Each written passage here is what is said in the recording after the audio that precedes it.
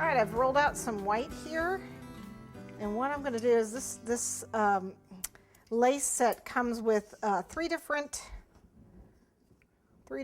patterns, and this seems to be the one that would be most likely to be in the lace that I have. So what I'm going to do is just kind of give myself a straight edge here,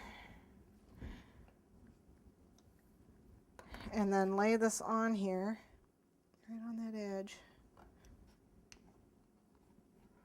Kind of use my rolling pin to press it down. Continue on. You can make this as long or as short as you want.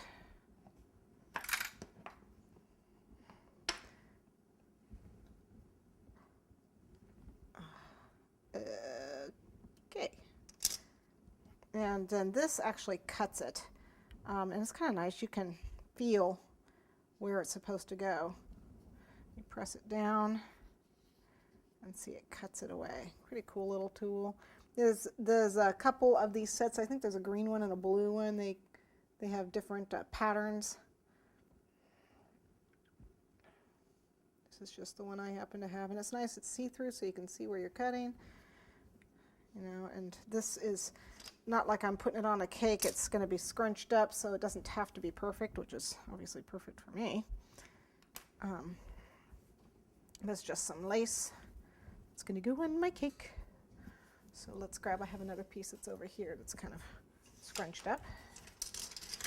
She has a little bit of lace down here.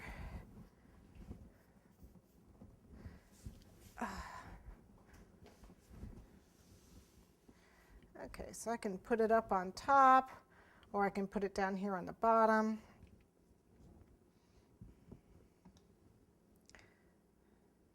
I'm going to have my mouse. I've got to figure out where I want to have my mouse sit.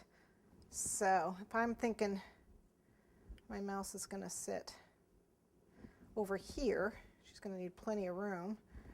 You know, I've got to figure out where I want to put my lace. So I'm going to put a little bit over here, like so. Just wind it around the buttons, and maybe put another piece over here, or maybe on top. I might move it to on top. It broke there, but that's okay. All right.